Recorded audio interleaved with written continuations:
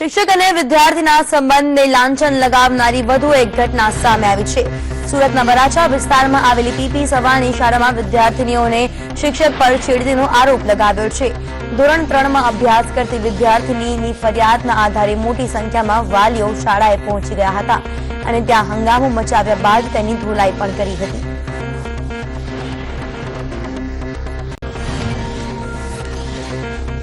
શાળા કેમ્પસમાં ઘૂસી આવેલા વાલીઓએ મેનેજમેન્ટ શિક્ષકનો બચાવ કરવાનો આરોપ પણ લગાવ્યો।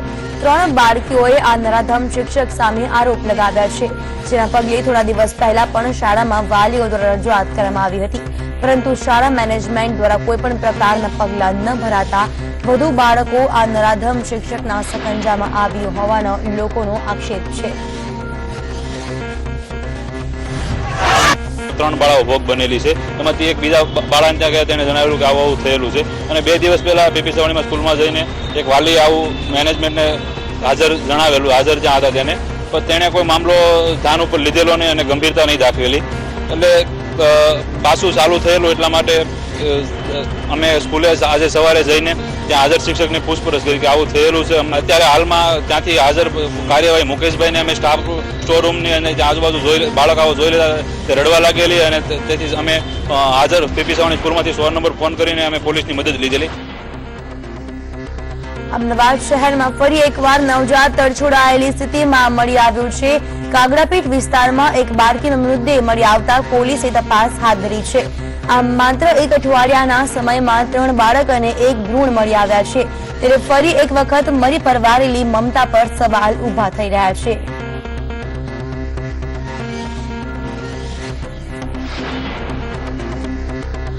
અમદાવાદમાં માત્ર એક અઠવાડિયામાં નવજાતને તરછોડવાના 4 કિસ્સા સામે આવ્યા છે, જેમાંથી 2 જીવિત અવસ્થામાં તો છે પણ 2 મૃત અવસ્થામાં મળી આવ્યા છે। આ પહેલા રાણીપમાંથી 5 મહિનાનું ભ્રૂણ મળી આવ્યું હતું। આ ઉપરાંત દાસ્તાન સર્કલ પાસેના મંદિર બહાર એક માસૂમને તરછોડી દેવામાં આવ્યું હતું, તો 21મી નવેમ્બરે બોડકદેવ વિસ્તારમાંથી કચરાના ઢગલામાંથી બાળકી મળી આવી હતી। 4 તરછોડાયેલા નવજાત બાળકો પૈકી 2 જીવિત છે।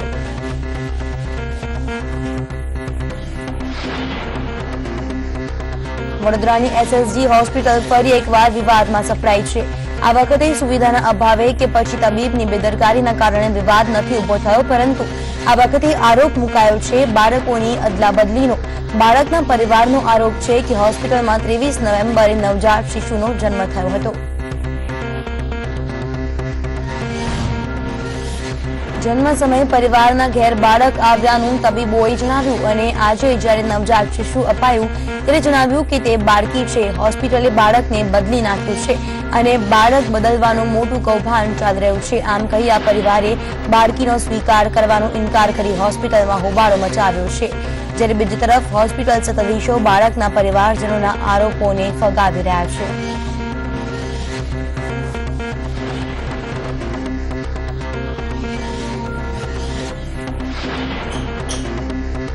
સુરેન્દ્રનગરમાં એક પતિએ જ પત્નીની હત્યા કરી હતી, જો કે હત્યારો પતિ પોલીસ સકંજામાં સપડાયો છે।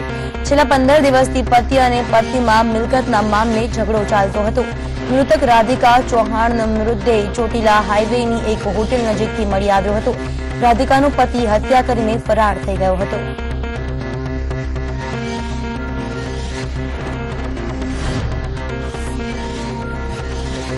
મળતા પહેલા રાધિકાએ પોતાના ભાઈને છેલ્લો ફોન કર્યો હતો અને કહ્યું હતું કે મારું મર્ડર થયું છે, જલ્દી આવો। મૃતકના છેલ્લા ફોન બાદ ભાઈએ શોધખોળ શરૂ કરી હતી।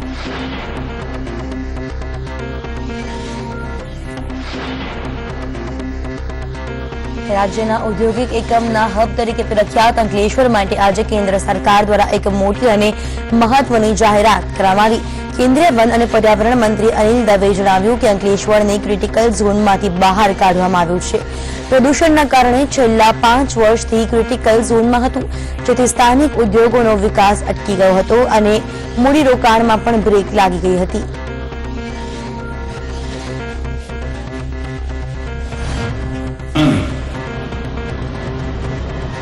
एक जकड़न खड़ी कर दी गई और आज वो जकड़न, वो बंधन में दूर करने आया। प्रधानमंत्री श्री नरेंद्र मोदी जी के नेतृत्व में काम करने वाली टीम का मैं एक साधारण सा स्वयंसेवक, एक कार्यकर्ता, एक सदस्य, कैबिनेट का व्यक्ति आपसे ये कहने आया हूं कि आज से अंकलेश्वर के विकास के अंदर कोई बंधन नहीं है।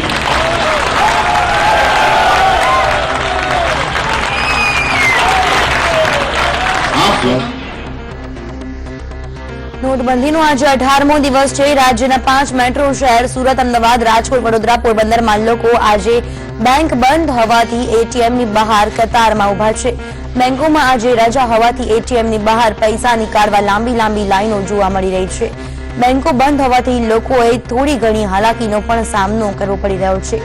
અનેક હાલાકી છતાં સામાન્ય સરકારના નિર્ણયથી ખુશ છે।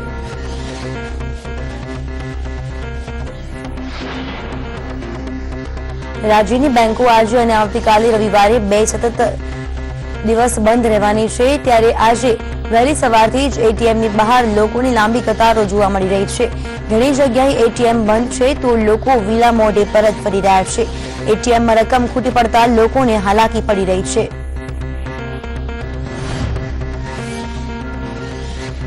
રાજ્યના 80 બેંકમાં રૂપિયા ખૂટી પડ્યા છે। તેવામાં ડિજિટલ પેમેન્ટનો વ્યાપ વધે તે માટે આજથી રાજ્યભરમાં બેંક ખાતા ખોલવાની ઝુંબેશ શરૂ કરાઈ છે। જિલ્લા અને તાલુકા મથકો પર આ માટે વિશેષ કેમ્પ શરૂ કરવામાં આવ્યા છે, જેમાં નવા ખાતા ધારકોને રૂપે કાર્ડ પણ આપવામાં આવશે।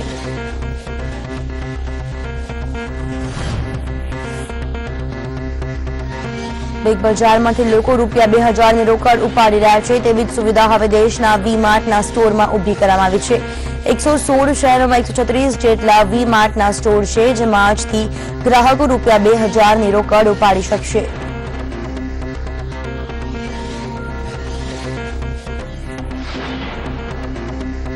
નોટબંધી બાદ ભ્રષ્ટાચાર નાબૂદ થશે તેવી આશા દેશનો તમામ નાગરિક લગાવી રહ્યો છે। તેવામાં સુરત શહેરમાં નોટબંધી મામલેની सूचक टिप्पणी करता पोस्टर्स लाग्या छे। आ पोस्टर्स हाल तो सौना माटे चर्चानुं केंद्र बन्या छे, परंतु तेना अंगे कोई जवाबदारी लेवा तैयार नथी। पोस्टरमां भविष्यमां जाहेर थनारी केटलीक योजनाओनी माहिती आपवामां आवी छे।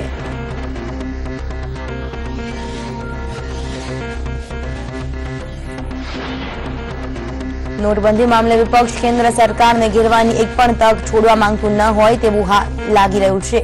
राज्यमां पण कोंग्रेस द्वारा अलग अलग कार्यक्रमों योजीने सरकारना निर्णयनो विरोध करवामां आवी रह्यो छे, जेना भागरूपे आज समग्र राज्यमां बाइक रेली योजीने सरकार विरुद्ध प्रदर्शन करवामां आवी रह्युं छे।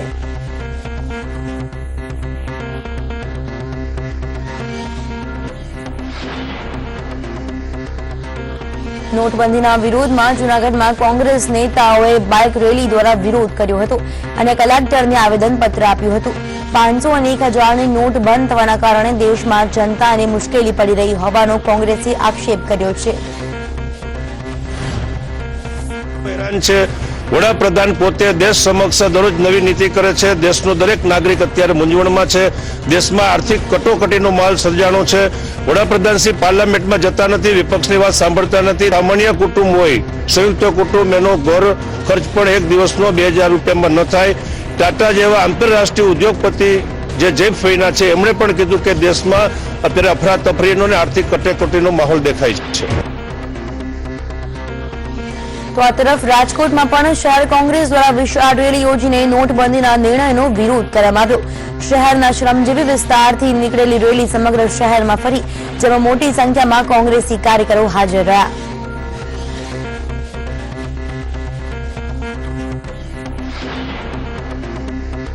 અમરેલીના રાજુલામાં પણ કોંગ્રેસે નોટબંધીના વિરોધમાં રેલી યોજી હતી। આ રેલીમાં મોટી સંખ્યામાં કોંગ્રેસના કાર્યકરો જોડાયા હતા અને સૂત્રોચ્ચાર કરતી આ બાઇક રેલી સમગ્ર શહેરમાં ફરી હતી।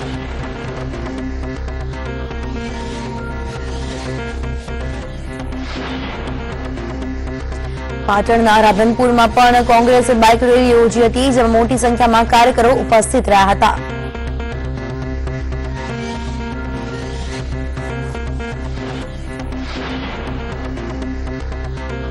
મોરબી શહેરમાં નોટબંધીના સમર્થનમાં એક રેલી યોજાઈ. અહીંની એક સ્વૈચ્છિક સંસ્થા દ્વારા મોદી સરકારના આ નિર્ણયને આવકારવા માટે કાર રેલી યોજીને સરકારને સમર્થન આપવામાં આવ્યું, જેમાં મોટી સંખ્યામાં લોકોએ જોડાઈને પોતાનો સાથ સરકારની સાથે હોવાનું જણાવ્યું.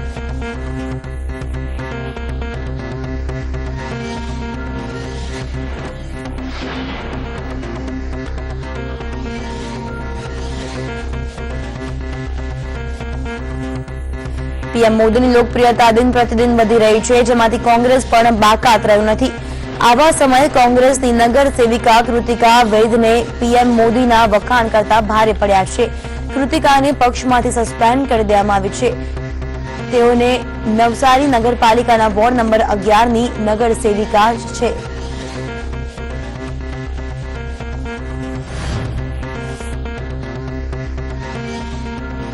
કૃતિકા વૈદે દિવાળીના દિવસોમાં પીએમ મોદીની રંગોળી દોરી સૌનું ધ્યાન દોર્યું હતું. આ બાબતને ધ્યાને લઈ પક્ષે તેમને મૌખિક સૂચના આપી હતી, પરંતુ દેશભરમાં કોંગ્રેસ નાણાબંધીનો વિરોધ કરી રહ્યો છે. તેવામાં આ નગર સેવિકાએ લવ યુ મોદી કહી તેમના નિર્ણયનું સમર્થન કર્યું હતું.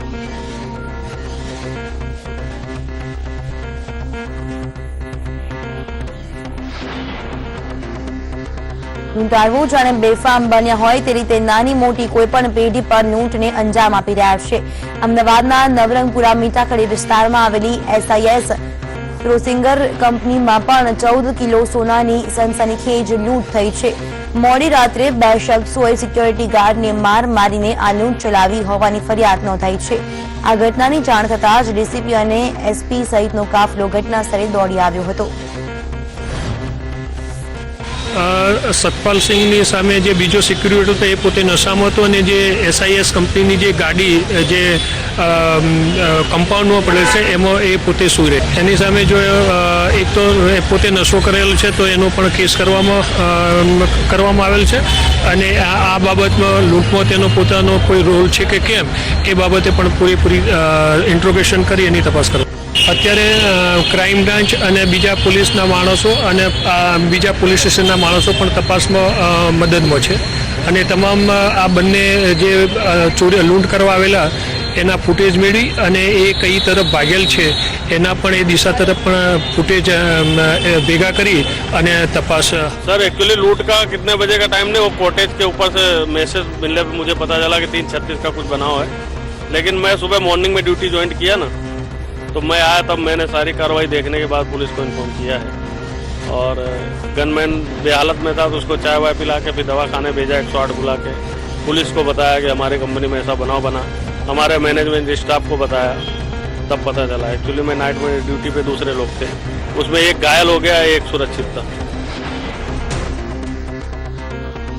ભરૂચના એક વેપારી વડોદરામાં લૂંટાયાની ઘટના બહાર ગઈકાલે બની હતી, જેમાં જૂની નોટો બદલવાની લાલચે વડોદરા આવેલા વેપારી સાથે 2.15 કરોડની લૂંટ થતા ચકચાર મચી જવા પામ્યો છે. વડોદરામાં વાઘોડિયા રોડ પર 7 જેટલા શખ્સોએ વેપારીને આંતરીને લૂંટ ચલાવી હતી.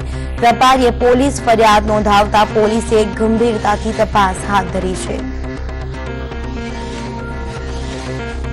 પોલીસ તપાસમાં 17 શખ્સોએ સાથે મળીને આ લૂંટનો પ્લાન કર્યો હતો. લૂંટારુઓએ લૂંટ ચલાવીને વેપારીને રોડ પર ફેંકી દીધો હતો. વેપારી મિલિંદ શાહ 2.15 કરોડની લૂંટની ફરિયાદ નોંધી છે, જેમાં વિકી કહાર અને કિરણ ચૌહાણ મુખ્ય સૂત્રધાર હોવાનું બહાર આવ્યું છે. જેમાં કિરણ વડોદરા ભાજપ અનુજાતિ મોરચાનો ખજાનચી હોવાનું અને મોટા નેતાઓના સંપર્કમાં રહેતો હોવાનું બહાર આવ્યું છે.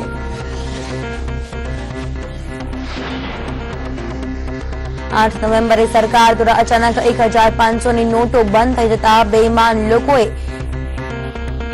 ઇલીગલ પૈસાનો નિકાલ કરવા રાતોરાત સોના ચાંદી ખરીદ્યા હતા.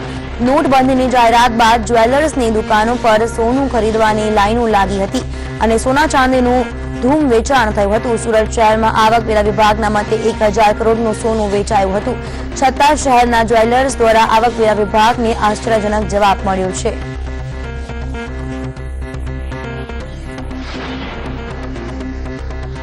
ગોરાણાની શાળાના આચાર્યને માર મારવાની ઘટના સામે આવી છે. આચાર્યએ આરોપી જેપી ઠેસિયા સામે ફરિયાદ નોંધાવી છે. ઘટનાની તપાસ કરવા ગયેલા પોલીસ પર જેપી ઠેસિયાએ હુમલો કર્યો હતો. પોલીસ પર બેઝબોલના ધોકાથી હુમલો કર્યો હતો. પોલીસે ઉદ્યોગપતિ જેપી ઠેસિયાની ધરપકડ કરી છે. જેપી ઠેસિયા ઉદ્યોગપતિ અને રિવરમેન તરીકે ઓળખાય છે.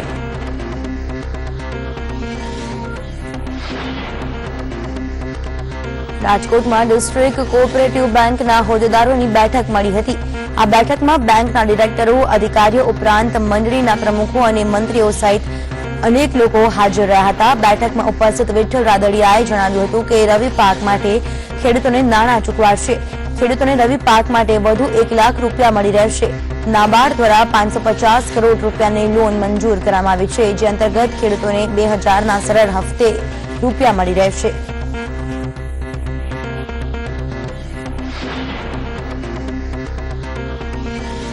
નરેન્દ્ર મોદીએ લખેલું સેતુબંધ પુસ્તકનું સીએમ વિજય રૂપાણી અને આરએસએસ કેડર 2ના ભયાજી જોશીના હાથે વિમોચન કરાયું છે.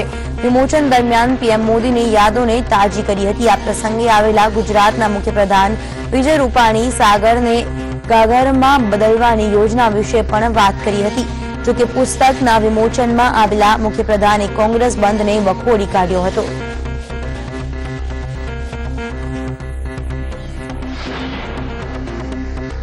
આણંદમાં મુસ્લિમ સમાજ દ્વારા મહાસંમેલન યોજાયું હતું, જેમાં મુસ્લિમ સમાજના ધર્મગુરુઓ જણાવ્યું હતું કે અમે બધા મુસ્લિમ પર્સનલ લોમાં કોઈ ફેરફાર કરવા ઈચ્છતા નથી. મુસ્લિમ મહિલા પુરુષો સર્વે માટે આકાશી ગ્રંથ અને નબવી વાણી સૌથી મોટું સંવિધાન છે. કુરાન અને હદીસ આધારિત મુસ્લિમ પર્સનલ લો અને અન્ય ધાર્મિક મામલાઓમાં પ્રલય સર્જાતા સુધી કોઈ સંશોધન કે ફેરફાર થવા સંભવ નથી.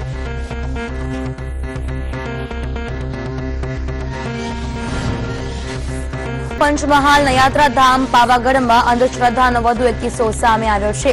એક પાખંડી તાંત્રિકની મેલી મુરાદનો ભોગ 20 વર્ષીય એક બાળક બન્યો છે. અને આપને જણાવી દઈએ કે પાખંડી તાંત્રિકની મેલી મુરાદનો કિસ્સો સામે આવ્યો છે. પંચમહાલના યાત્રાધામ પાવાગઢમાં અંધશ્રદ્ધાનો એક કિસ્સો ચોંકાવનારો છે.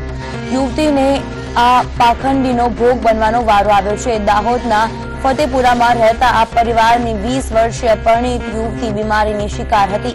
લાંબા સમય સુધી દવા કર્યા બાદ તેણે આ તાંત્રિકનો સંપર્ક કર્યો હતો.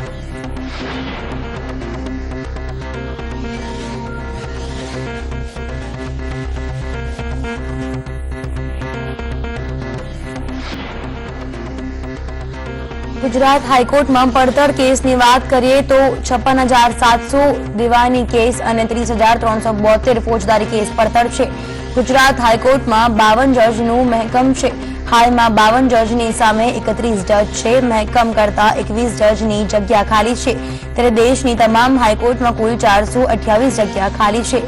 રાજ્યસભાના સાંસદ પરિમલ નથવાણી દ્વારા ગુજરાત હાઈકોર્ટમાં કેટલા દીવાની અને ફોજદારી કેસ પડતર છે, હાઈકોર્ટમાં કેટલા જજની જગ્યા ખાલી છે, તો દેશની તમામ હાઈકોર્ટમાં કેટલી જગ્યાઓ ખાલી છે તે અંગે પ્રશ્ન ઉઠાવ્યા હતા, જેનો રાજ્ય કક્ષાના મંત્રી પીપી ચૌધરીએ રાજ્યસભામાં જવાબ આપ્યો હતો.